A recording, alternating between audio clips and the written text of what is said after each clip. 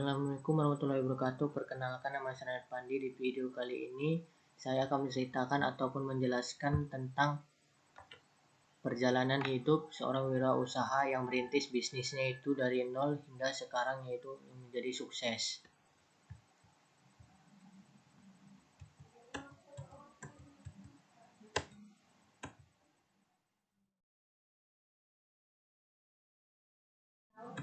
Yang pertama yaitu adalah Gencom.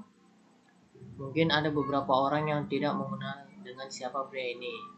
Gencom merupakan CEO dan pendiri suatu aplikasi chat yaitu WhatsApp. Gencom lahir pada tanggal 24 Februari 1976 di daerah bernama Pastiv, bagian Kiev, Ukraina. Ayah Gencom bekerja sebagai manajer konstruksi dan ibunya hanyalah seorang ibu rumah tangga. Daerah tempat Gencom itu sangat memprihatinkan sebab segala fasilitas sangat terbatas seperti listrik. Bahkan untuk mandi pun mereka harus mengantri di tempat mandi umum.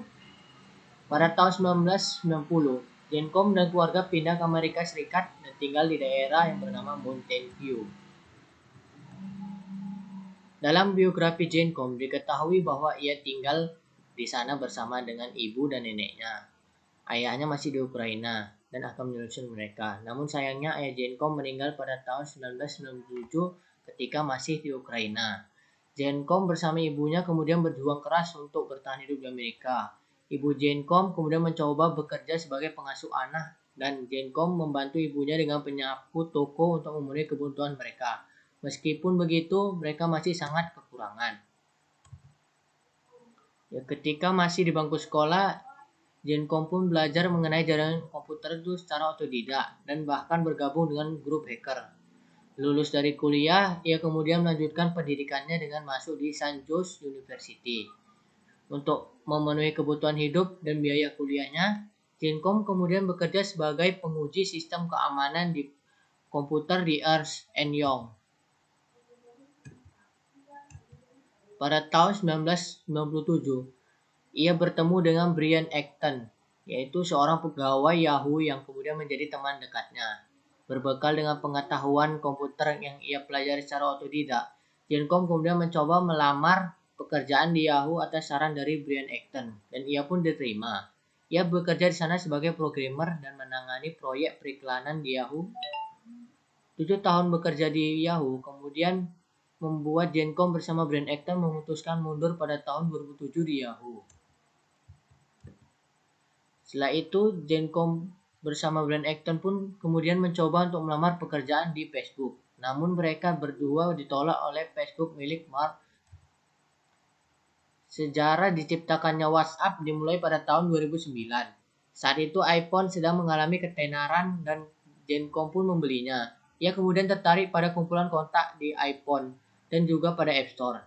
Ia melihat potensi besar dari aplikasi App Store di iPhone yang kemudian memberinya sebuah ide, yaitu menciptakan aplikasi yang dapat menampilkan status pada kontak telepon di iPhone.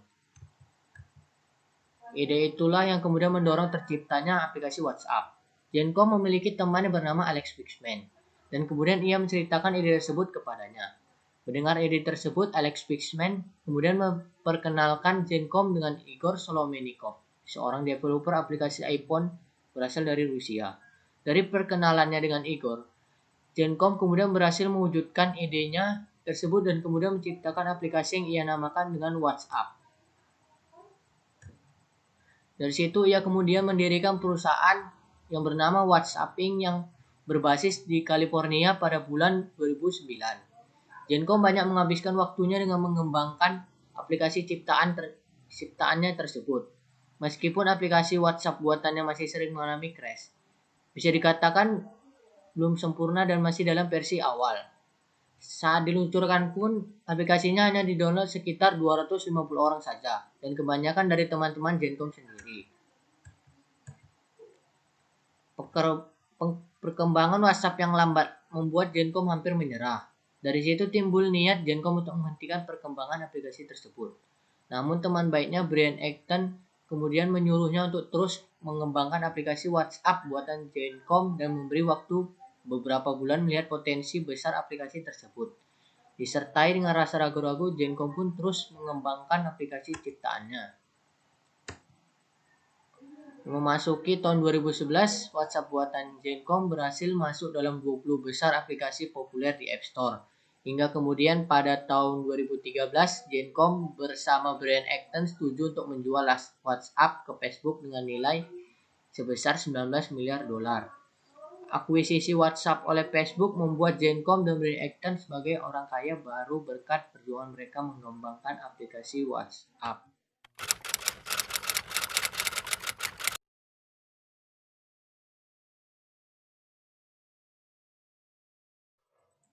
Yang kedua ini adalah yaitu Henry Ford. Mungkin nama ini sudah tidak asing lagi dengan kita. Henry Ford merupakan pendiri Ford Motor Company yang merupakan perusahaan pertama di dunia yang menciptakan model mobil perakitan modern yang digunakan dalam produksi massal untuk otomotif. Mobil produksinya ini menyebar hingga seluruh dunia. Henry Ford dilahirkan pada tanggal 30 Juli 1963 di Dearborn, Michigan, Amerika Serikat. Sejak masih kecil, Henry telah menaruh perhatian yang besar terhadap berbagai mesin. Tetapi ayahnya William Ford menginginkan anaknya kelak menjadi seorang petani atau pedagang besar dan sukses karena ayahnya sendiri juga keturunan seorang petani. Akan tetapi Henry tidak berminat terhadap pertanian. Kesukaannya kepada mesin-mesin itu kadang sering menyulitkannya karena ia harus melawan kemauan ayahnya.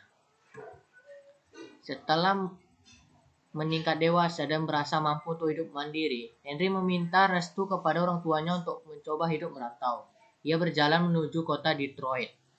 Di kota ini ia mendapatkan pekerjaan pada sebuah pabrik. Ia mendapatkan gaji 2,5 dolar seminggu, tetapi ia harus mengeluarkan biaya 3,5 dolar untuk biaya hidup dalam waktu yang sama. Maka untuk menutupi kekurangannya, ia menambah pekerjaan ekstra sebagai pelayan pada sebuah toko permata. Dari toko ini ia menerima 2 dolar. Ia bekerja di pabrik itu selama 9 bulan. Sementara menjadi pelayan pada toko permata ketika pulang dari bekerja di pabrik. Pada tahun 1896, ia menciptakan sebuah kendaraan yang bernama Quadricycle berbahan bakar bensin. Ia kemudian mulai Detroit Automobile, perusahaan dengan beberapa investor lainnya, untuk memperbaiki desainnya. Tetapi perusahaan itu bangkrut tak lama kemudian.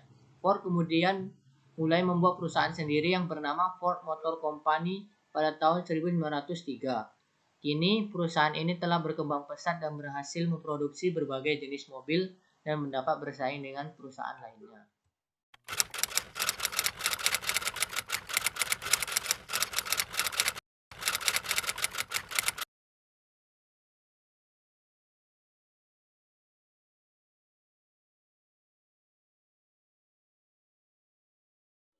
Yang ketiga yaitu adalah Jeff Bezos.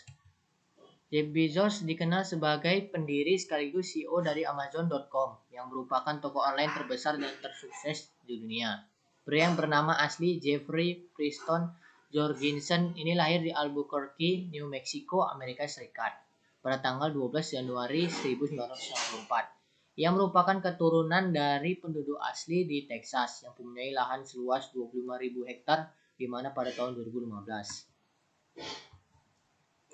Masa kecil Jeff sendiri dilalui layaknya seorang anak Texas pada umumnya, yang dimana masa musim panas ia membantu kakeknya untuk mengurus peternakan seperti memvaksinasi sapi dan memperbaiki kincir angin. Ia mendapatkan nama Bezos ketika ibunya kembali menikah dengan seorang pria Kuba yang berpindah ke Amerika Serikat ketika Jeff masih berumur 4 tahun. Setelah Jeff menjadi remaja, keluarganya pindah ke Miami, di mana dia bersekolah di SMA Miami Palmetto sambil bekerja di restoran cepat saji, yaitu McDonald's. Dia mengikuti program pelatihan sains siswa di Universitas Florida, meraih penghargaan Silver Knight pada 1982 serta beasiswa Merit Nasional. Pada 1986, dia lulus dari Universitas Princeton sebagai sarjana sains di bidang teknik listrik dan sains komputer dengan nilai rata-rata 4,2.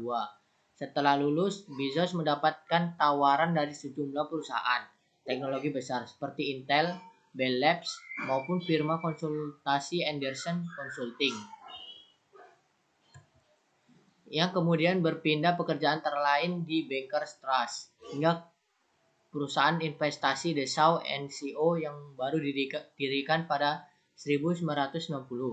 Pada akhir 1993, Jeb memutuskan untuk menjual buku secara daring.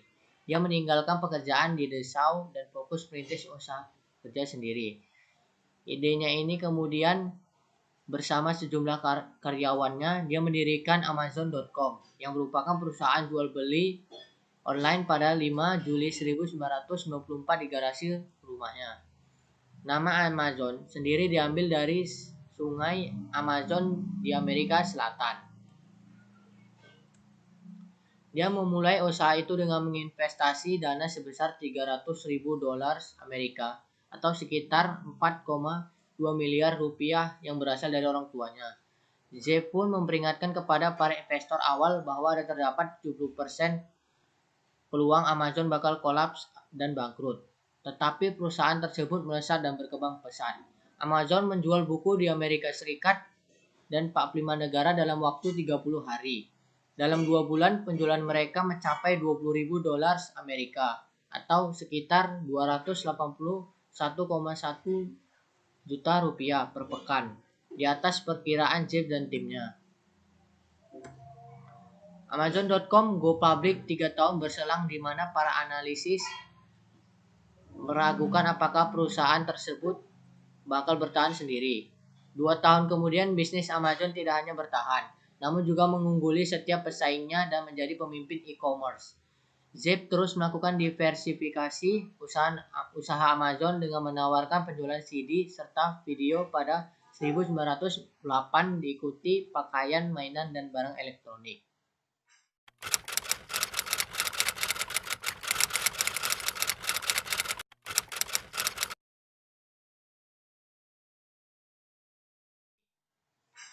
Mungkin segitu aja kisah dari yaitu perjalanan hidup dari seorang wirausahawan.